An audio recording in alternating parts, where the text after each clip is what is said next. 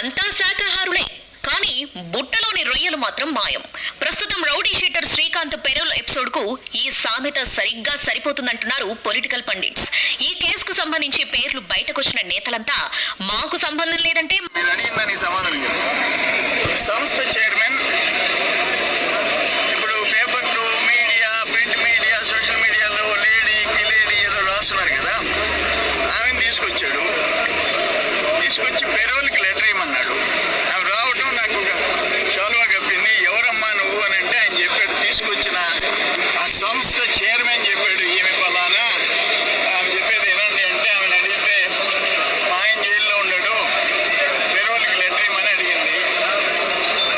అమ్మా నా కాన్స్టిట్యున్సీ కాకుండా నేను ఇవ్వకూడదని నేను ఫోన్లో మాట్లాడతానని తప్పించా. 3 సార్లు 4 సార్లు ఇచ్చినా నేను పెరోల్కి లెటర్ ఇవ్వలే. ఆమె ఏదో ఒకటి కప్పింది. అది ఈరోజు సాక్షి పత్రికలు వేసి ఆమె ఎవరో నాకు తెలీదు. నాకు తెలిసిన ఒక సంస్థ చైర్మన్ ఆమె తీసుకొచ్చాడు. రావటం స్పీడ్గా నాకు వేసేసింది. ఆమె ఫోటో దించేసుకుంది ఆమె అసిస్టెంట్ చేత. అది ఈరోజు నా ఫోటో నేను సాక్షిలో చూసుకోవాల్సి వచ్చింది. మామూలు సాక్షులు మా మొక్కలు వేయరు కదా, ఇటువంటిప్పుడు వేస్తారు. సాక్షి మెయిన్ పేపర్లో నా ఫేస్ చూపించాడు. థ్యాంక్స్ టు సాక్షి.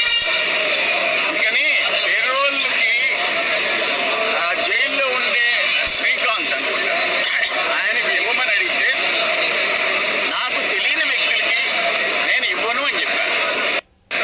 ఒక సంస్థ చైర్మన్ పెరోల్ ఎలా వచ్చింది, తెర వెనక చక్రం తిప్పింది ఎవరన్నది మిస్టరీగా మారింది.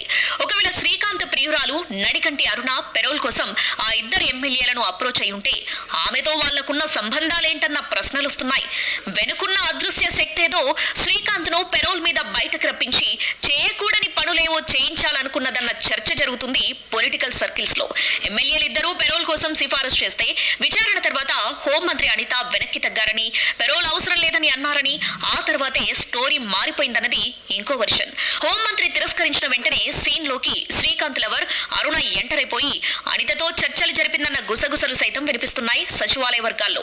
ఆ తర్వాతే పెరోల్ ఫైల్ ఉన్నతాధికారుల దగ్గరకు వెళ్లి ఓకే అయిందని చెప్పుకుంటున్నారు. ఇక్కడే ఒక పెద్ద డౌట్ వస్తుందట అందరికీ. అసలు పెరోల్ కు హోంమంత్రి అనుమతి ఇచ్చారా లేదా అన్నదే ఆ అనుమానం.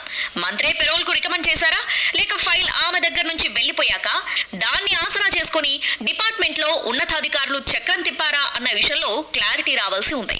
అదే నిజమైతే రౌడీ షీటర్ పెరోల్ కు తెర వెనక నుంచి సహకరించిన ఆ పోలీస్ అధికారులెవరో తేలాల్సి ఉంది. ఇందులో ఎవరి వ్యక్తిగత ప్రయోజనాలున్నాయి, ఏ పని మీద నేరస్తుని బయటకు తీసుకొచ్చారన్న చర్చ ఇప్పుడు ఏపీ పోలీస్ డిపార్ట్మెంట్ లో సైతం తీవ్ర స్థాయిలో జరుగుతుంది. ఈ వ్యవహారంపై ముందు ఎవరూ మాట్లాడొద్దని ఎంత కట్టడి చేసినా పోలీసు వర్గాల్లో కూడా చర్చ ఆగడం లేదు. హోంశాఖలోని కీలక అధికారి, అలాగే ప్రభుత్వంలోని అత్యంత ఉన్నతాధికారి నేతృత్వంలోనే పెరోల్ మంజూరైందన్న ప్రచారం జోరుగా జరుగుతుంది సచివాలయ వర్గాల్లో. ఆ పెద్ద ఉన్నతాధికారి హోంశాఖ అధికారిని తన ఛాంబర్ కు పిలిపించుకొని మరీ పెరోల్ ఇమ్మన్నట్టు చెప్పుకుంటున్నారు. ఆ స్థాయిలో వచ్చిన రికమెండేషన్ కారణంగానే ఆగమేఘాల మీద ఫైల్ కదిలి రౌడీ షీటర్ బయటకొచ్చాడని మాట్లాడుకుంటున్నారు. ఆ పెద్ద ఉన్నతాధికారికి శ్రీకాంత్ లవర్ అరుణకు మధ్య అత్యంత సన్నిహిత సంబంధాలున్నాయన్న గుసగుసలు వినిపిస్తున్నాయి. ఎమ్మెల్యేలు రికమెండ్ చేశాక పెరోల్ ఫైల్ ముందుకు వెళ్ళింది, కానీ హోంమంత్రి విచారణ తర్వాత ఆగింది. అదే సమయంలో ఉన్న ఉన్నతాధికారులు ఎంటర్ అయ్యారని, దీనికి సంబంధించి దాదాపు 2 కోట్ల రూపాయలు చేతులు మారాయన్న ప్రచారం ఉంది.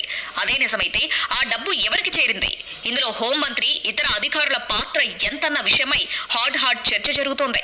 ప్రభుత్వంలో ఉన్న పెద్ద అధికారి పాత్ర ఇందులో ఉన్నట్టు వాసన రావడంతో ఇటు సర్కార్ పెద్దలు కూడా ఈ విషయాన్ని సీరియస్ గా తీసుకున్నారట. మరింత లోతుగా అధ్యయనం చేస్తున్నట్టు తెలిసింది. మొత్తం మీద ఒక రౌడీ షీటర్ కు పెరోల్ వ్యవహారం ఇప్పుడు ఏకంగా ఆంధ్రప్రదేశ్ సచివాలయాన్ని